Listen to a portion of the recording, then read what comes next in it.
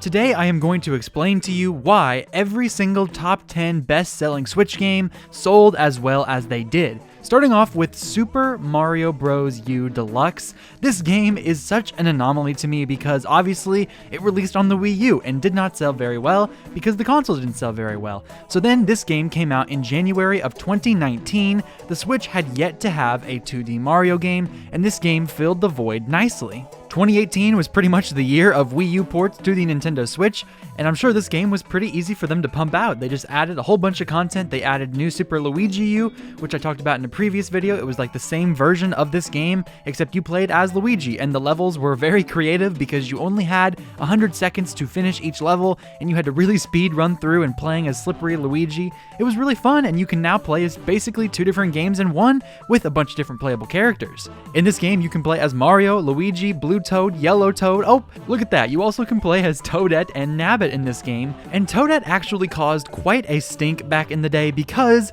of her counterpart Peachette. This is what I think really helped drive some of these sales because the memes of Peachette and just everything at the time with Bowsette was completely and totally out of control. The idea of just taking a super crown, putting it on, and then all of a sudden becoming a weird variant of Peach was such an odd inclusion and really did come out of nowhere. This is not anywhere else in the entire Mario universe. There is no other item or some sort of ability that turns you into a variant of Peach. And this is so weird, and they never explained it again. They never put it in a game again, except for Peachette and Mario Kart 8 Deluxe, but they never put this item in another game moving forward. So it was such an odd inclusion and was a big part of to why I think this game sold as much as it did. But if I had to nail it down to one reason as to why New Super Mario Bros. U Deluxe sold how it did, I would just have to say it was a 2D Mario game on the Nintendo Switch right when it was getting ready to pick up and become one of the highest selling consoles of all time. 2019 and 2020 and 2021 were the 3 years that really took it from a decent selling console to an insane amount of sales. 2D Mario is always going to be welcome on a Nintendo console, and the Switch was no different. It needed a 2D Mario game, and the Wii U port of this game came in clutch. Moving on to Super Mario Party, this game sold 21 million units over the lifespan of the Nintendo Switch. It is sitting at number 9, and of course, Mario Party is just a big deal for any Nintendo console. It always seems to sell well on all Nintendo platforms. It's such a big market. Everyone knows what Mario Party is, everyone's down to play it, and of course to play it, you gotta buy it. And if you play it with your friends and you get a Switch because of it, you're probably going to get Mario Party as well because of that. Mario Party attracts gamers from both sides of the aisle, the hardcore group and also the Blue Ocean casual group. They love playing Mario Party together and separately no matter the occasion. And Super Mario Party specifically also brought in that casual crowd because of the motion controls. A lot of people really enjoyed playing with this game. And not to mention, this game had a stacked roster, one of the biggest Mario Party rosters in recent memory, still bigger than Jamboree, and has a ton of crazy wacky characters that people just love playing as. Super Mario Party was also a return to form for the series back when Mario Party 9 and 10 released with the stupid car mechanic. I've talked about this at length, but Super Mario Party essentially saved the series and what it was going to become if it had gone that path. Super Mario Party also brought back the idea of just saying, let's play Mario Party together. Let's not worry about all of the other CPUs. Let's not worry about a weird Bowser mode. Let's not get sidetracked with 100 mini games and just doing random things. No, let's play actual Mario Party, back to basics. And this art style still looks phenomenal. I cannot believe how good Super Mario Party looks in comparison to some of the past entries. It was an amazing entry in the series and brought people from both sides of the aisle. The main reason Super Mario Party was selling this well was because it was marketed as a return to form. It attracted to every single type of person with a Nintendo Switch and was the ultimate party game. Who would pass up on the opportunity to buy this and play it? Especially considering it came out in 2018. The early adopters came out in droves to buy this game, and I'm sure a lot of people went out to Black Friday. They bought a Switch, they bought Mario Kart, they bought Mario Party. They wanted to get all of their Marios in. And that's why I believe Super Mario Party sold as well as it did. Now, Moving on to Tears of the Kingdom, which sold 21.5 million units, just 400,000 more than Super Mario Party. A lot of these games on the top 10 list have the benefit of being on the Switch for a very long time. They had most of the lifespan for people to go out and buy it and just be familiar with the concept of that individual game. Tears of the Kingdom came out in 2023 in May, so it has not even been 2 years since this game released, and it is already up to number 8 on the top 10 highest selling games list. So, why is it selling this well? I think it's because Zelda has truly taken itself up to another level on the Nintendo Switch. Starting off with Breath of the Wild, it was a launch title, and Nintendo really had to put a lot of faith in Breath of the Wild being the kickoff to the Nintendo Switch era. Breath of the Wild took off, was a huge phenomenon, and of course, after that, we knew there was going to be a sequel as early as June of 2019. We knew of this game's existence since then, and the hype for it has been immense. Then we had 2020 and 21 and 22, and there were delays and delays and delays, and of course, 2023 it finally released and knocked everyone's socks off. The craziest part about Tears of the Kingdom sales numbers is that it is still at number 8 with 21.5 million units, and 10 million of those, almost half of those sales, came within the first 3 days of the game's launch. Within the first 3 days, they sold 10 million copies. That is just absolutely mind-blowing. That tells you right there, the hype for this game, the anticipation for this game,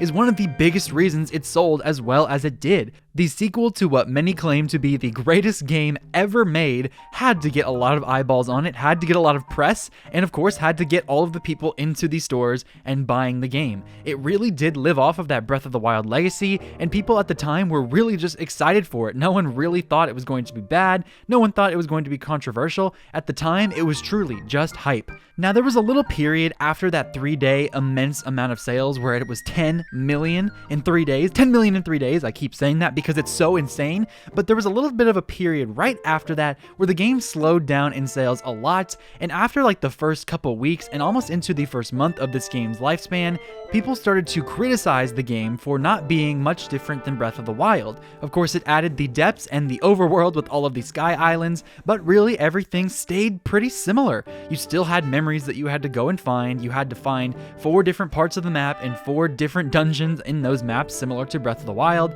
You have one big baddie at the end, and then you have a giant world to explore, and it's the same world that you explore in Breath of the Wild. I actually think that that little period was people hesitating in buying the game, and it was a mix of those people in the first 3 days having already bought it. Whoever wanted Tears of the Kingdom at the time definitely went and bought it. The rest of the people who waited were either waiting for some sort of sale, or if they were going to get their own money, or if they just were waiting because they never had time to pick it up. The people who wanted it already went out to buy it, but then the people who waited really struggled to find a time when they wanted to get it because of all of the criticism. And of course, it's Zelda, right? You get criticism, and then you get backlash to the criticism, people saying it's amazing, and then you get backlash to that, and it's a never-ending cycle of YouTube videos and essays and retrospectives and all of that jazz, which is just more free marketing, free promotion for Nintendo. After that little bit of a dip in these sales, it just went right back up, and people kept buying the game because these games have long legs. They continue to sell throughout the entire lifespan of the console. Tears of the Kingdom would have sold incredibly well if it wasn't a sequel to Breath of the Wild, but I think I would be completely and totally remiss to not say the number one reason Tears of the Kingdom sold as well as it did was because it was the highly anticipated sequel to Breath of the Wild. Number 7 on this list is actually Pokémon Scarlet and Violet at 26 million. Listen, Pokémon thrives off of controversy and just being the most popular franchise and the most highest grossing franchise in the entire world. Pokémon Scarlet and Violet were praised for adding an open world element to the game and just overall evolving the general Pokémon formula for the main series. Pokémon has had no shortage of controversy on this console, and I can't remember such a big stink around any game other than Concord perhaps than I saw in Scarlet and Violet. This game looks really, really bad. It ran extremely poorly. There were so many bugs. So many people were attacking Nintendo and calling the Switch underpowered, which I'm not going to say it is the most powerful console to exist, but come on, we know that there are other games that run on the console extremely well. Most of what Scarlet and Violet was either was crunch time or just lazy development. And again, we see criticism can get a lot of free press, and a lot of free press can lead to a lot of sales. So many people hate bought this game just to prove to other people that graphics weren't everything. And these people who were saying that graphics are everything weren't even trying to say that's all you need in a game. They were just trying to say it was unacceptable to buy this game in this state, and I personally kind of agree with that. Scarlet and Violet was a phenomenal experience for Pokemon fans, big and small. And to be honest, I just can't help but say that the reason any Pokemon game sells is because it's a Pokemon game. It is simply the brand. I don't care what you say. If they were to put some weird elements in this game and it just not be a Pokemon game at its core, it would still sell millions and millions of copies. Just this being a mainline Pokemon game tells me all you need to know about why this game sold so much. Moving on, we also have another Pokemon game here at number 6, Pokemon Sword and Shield. These were the very first Pokemon games of the mainline variety on the Nintendo Switch, selling 26.6 million units. We first heard of these games back at E3 in 2017 when the president of Pokemon came out and said, hey, we are working on a Pokemon game, a mainline series, but for now, you guys need to wait, just chill out, and here is Pokemon Let's Go, Pikachu, and Eevee. Those games also sold very well and stayed on the top 10 best-selling list for the first couple years of the Switch's lifespan. Sword and Shield came onto the scene and took over the mantle from Let's Go, Pikachu, and Eevee. It was the very first HD Pokemon game in the mainline series. At the time, Pokemon Sword and Shield really did evolve the series. The gameplay was better, the wild area was a fun installment that a lot of people wish there were more of. You can see a lot of Scarlet and Violet's influences came from Sword and Shield and where they were heading in that direction. And of course, it's a Pokemon game, it's on the Switch, so controversy. The trees were the biggest controversy in this game. The Pokedex, they decided not to put all of the Pokemon in this game for the first time. It was just a hot mess. I was one of the people in the camp thinking, I think actually all of this controversy will end up affecting the sales numbers, and guess what? I was completely and totally wrong. Pokemon will sell as long as it continues to release games. Pokemon will always sell well, especially if it's a mainline version, and Sword and Shield were the main Pokemon games on the console up until Scarlet and Violet. 2018, the second year of the console's lifespan, it has had all of this time to sell and for all of the people to go out and buy this game, so that is why it sold as well as it did. At number 5 on this list, we have Super Mario Odyssey at 29 million units. That number is insane. Let's not forget how insane all of these numbers are, first of all, but how particularly insane these numbers are. 29 million units for Super Mario Odyssey. I remember this game was the highest selling game on the Switch for a long time. Mario was finally getting out of the bland era and right back into the creative, amazing, beautiful era of just doing amazing stuff. Super Mario Odyssey took us from 3D World, 3D Land, which are great games on their own rights. I love 3D World, but this game took us back to the sandbox formula that so many people loved about 3D Mario.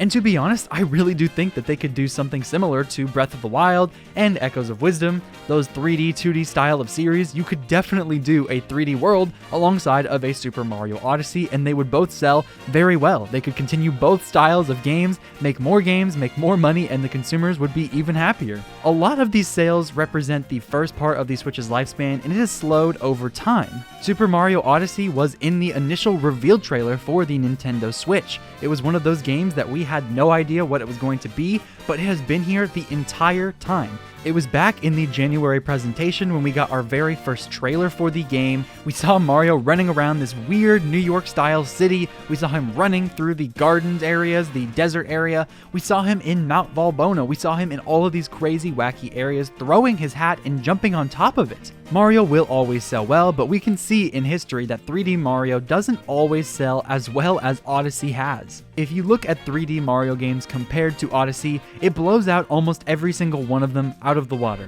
I think this was because the capture mechanic truly resonated with people, and Pauline's return and that funky song that everyone was singing for an entire year, it felt like, was really also resonating with people. The jazziness of Mario in a new sandbox-style 3D Mario game, and you could be a Goomba, you could be a Bullet Bill, you could be a T-Rex, you could be so many different things, and it was such an amazing time.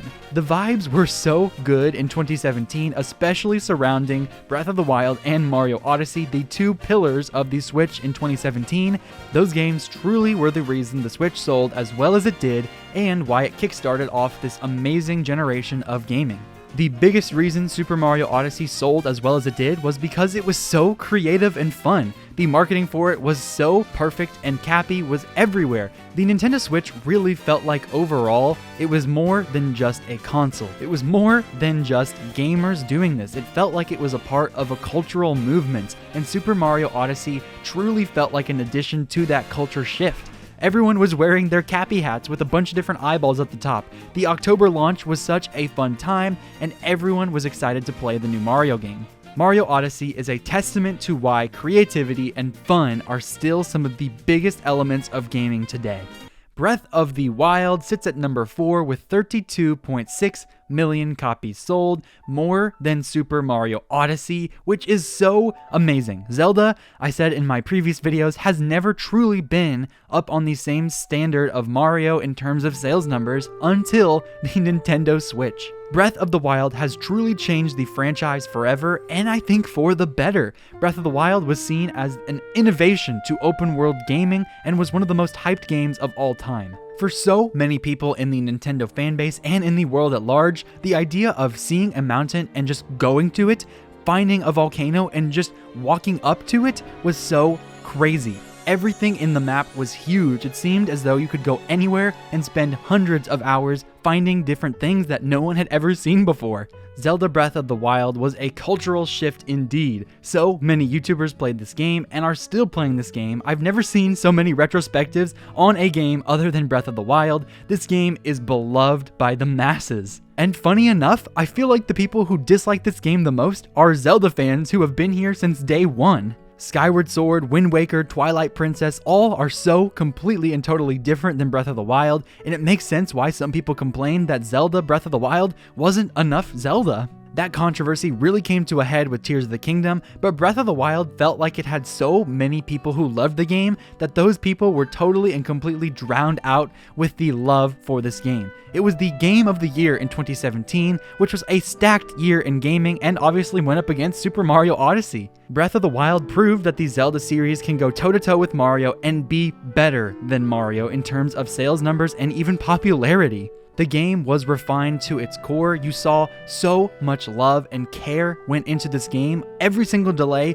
was worth it, and we got to play it anywhere at any time. Do not let any historian tell you differently. Breath of the Wild sold as well as it did because of its gameplay and all of the stuff I mentioned prior, but it was the very first game on the Nintendo Switch, and to take that massive experience anywhere you wanted was revolutionary. Breath of the Wild still sells well to this day, and I do think that the latter half of those sales are from just the gameplay itself and from everything I had said prior, but the biggest reason Breath of the Wild sold as well as it did was because it was a launch title for one of the greatest consoles ever made. Of course, if it had come out in October and Mario Odyssey had been the launch title, maybe things would be flipped here, but to play this massive experience anywhere at any time on a portable handheld home console, it was just magical, and people had to get in on it, and that is why I believe Breath of the Wild sold as well as it did.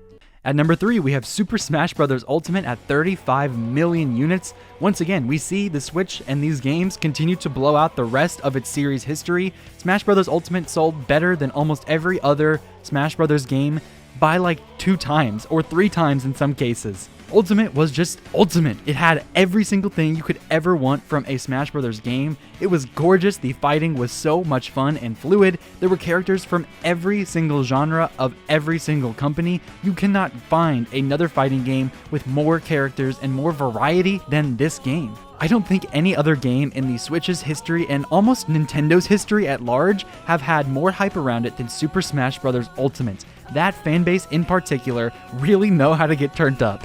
Ultimate was a massive experience that just kept coming. All of the DLC kept this game in the limelight for years after it released, and of course it was on the Switch for its entire lifespan just about. An amazing game with amazing characters and amazing gameplay with hundreds of hours worth of content, and a clear love and passion from the developers, including Sakurai, really kept this game selling and selling and selling. It also has that Mario Party vibe to where casual players love playing this game just with all of the different items and stages, and also hardcore gamers really love playing Smash Bros. As well.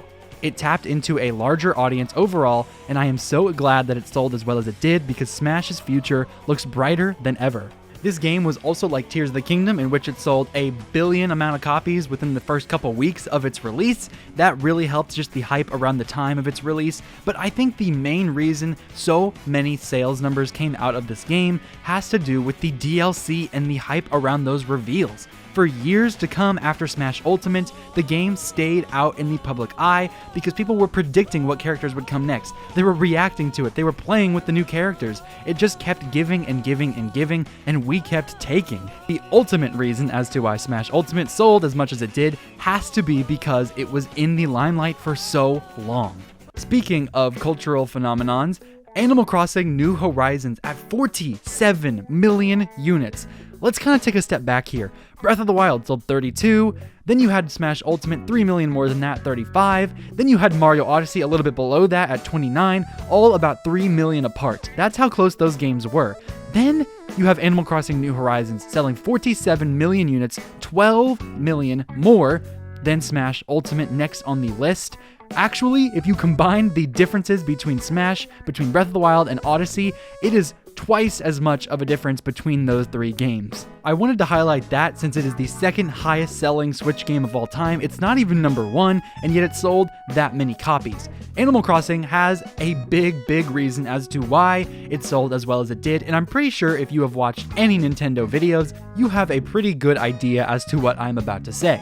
Animal Crossing New Horizons sold as well as it did because it came out during COVID. During 2020, during the year when everyone was cooped up at home and was just trying to do anything to keep their minds off of the craziness that was going on outside. This game has outsold the rest of the Animal Crossing series combined. That tells you how much of a phenomenon it was and how many people actually went to the stores and got their hands on this game because they truly just wanted to play a cozy and fun game. The memes around Nintendo Directs having too many cozy games, cozy farming simulators and all that kind of jazz has to do with Animal Crossing. That game absolutely kicked off a new genre for a lot of indie developers and third-party developers. There is so much success about Animal Crossing New Horizons that I can't even dive into. It was just a part of our culture. Every single person on the planet played Animal Crossing New Horizons, it felt. All of these companies and businesses were also marketing stuff with Animal Crossing. There were actual aquariums that were doing like walkthroughs through the in-game aquarium, talking about different tours and different animals in that actual game. And in 2020, for the United States election year, President Biden actually campaigned within Animal Crossing New Horizons, something that you would never have heard of ever before. This game was so popular and so culturally relevant that the President of the United States decided to campaign within the video game. That is how crazy things were around Animal Crossing New Horizons. Other reasons as to why the game sold as well as it did was because it was a phenomenal game. It was the best Animal Crossing game in the series for so many people and the first Animal Crossing game for many. It was my first Animal Crossing game, and I just remember distinctly feeling how gorgeous it was and how it was almost telling me with every single time I clicked on the game to just take my time and to enjoy myself and to just take whatever I wanted from the game. So many people could do fishing all day long, or they could just hurry up and use the bells to try and get bigger houses, or just to try to evolve the island, or you could just catch bugs all day or find fossils. You can do whatever you want within the boundaries of this game, and truly it's just a cozy time. It was a lot of people's comfort game, and it was my comfort game as well. Animal Crossing New Horizons at number 2 was worth every single penny for millions and millions of people, and I hope that if you are one of the people this game helped get through such difficult times, you continue to enjoy this series to its fullest moving forward. And finally, at number 1, you know what this is. You know what game it is. It's freaking Mario Kart 8 Deluxe. And if you want to talk about gaps in between games, how about this gap? 67 million is how much Mario Kart 8 has sold. 67 million. And that's just with the Switch. If you include Wii U numbers, that goes well over 70 million. That is a 20 million difference between Animal Crossing New Horizons. I can't even explain this. Oh my goodness. At number 10, New Super Mario Bros. U Deluxe sold 18 million units. The difference between Animal Crossing New Horizons at 2 and Mario Kart 8 Deluxe at 1 is literally more than the entirety of Super Mario Bros. U Deluxe's sales numbers. It's absolutely ridiculous how well this game has sold, and there are a variety of reasons as to why that's the case. Similarly to a game like Super Smash Bros. Ultimate, it's just the ultimate experience for this franchise. You cannot play another Mario Kart game and get more content out of it. It added a battle mode that was sorely lacking from Wii U. It gave us more characters, more maps, everything was all put together in an amazing package. It's one of the best looking games on Switch and is both a party game and a hardcore game for a lot of fans. But the biggest reason this game sold as well as it did isn't all of those things, isn't that it was there pretty much day one. It launched in April when the console launched in March, just a month after release. It has been there since day one, but the reason it has sold as well as it did is because it has been the holiday pack-in game for years. When you go to the store and you buy a Nintendo Switch on Black Friday during Christmas time, the bundle that you will find there is Mario Kart 8 Deluxe and a Nintendo Switch together. You will not be able to pass up that deal if you are a family member trying to buy something for your friends or your kids or whatever, even if it's just for yourself. It's a deal you cannot pass up because otherwise you're just going to buy something throughout the year. It's going to be just a Switch. It doesn't come with a game. This is the only time of year it comes with a game, and it comes with freaking Mario Kart 8 Deluxe. And of the games on this list, I feel as though Mario Kart 8 Deluxe has had the least amount of cultural impact. On YouTube, I feel like there are hardly any creators that focus just on Mario Kart 8 Deluxe. There wasn't a lot of commentary about it at the time. In fact, it was kind of a passing sentiment for a lot of people. Oh, Mario Kart 8 Deluxe, it's just another Wii U port that's coming on here. We've already had this game, right? And it just kept inexplicably selling well.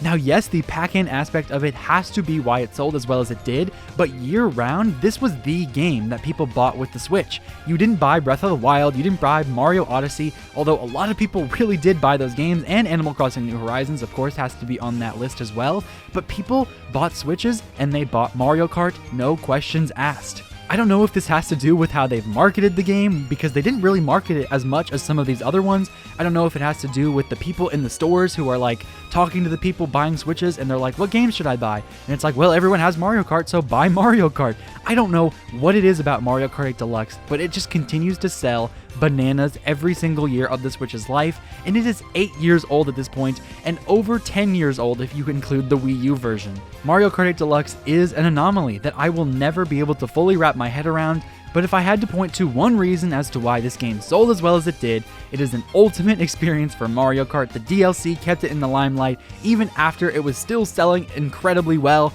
It just kept going and going and going, and I think it has a lot to do with it being a pack-in game. Of course, it's just one of the most fun games on the console as well, and that plays a big part in it, but still, if I had to pick one reason, it would be the Black Friday bundle. Hey, you made it to the end of the video. Thank you so much for watching my reasoning as to why I think every single game sold as well as it did. Make sure you like and subscribe if you enjoyed today's video. Click that notification bell to know exactly when my videos release. And if you want early access to all my videos and access to Discord servers and badges and all that crazy stuff, please consider joining my membership program to help support me and this channel. Click on the left video if you want to see my news breakdown of the financial report. If you like the sales numbers in this video, you'll like those numbers. And click on the right playlist to see all of my reviews and specific game discussions. Thank you once again, have an amazing day. This has been Ray's Nintendo Talk, I have been Ray, and I will see you all in the next video.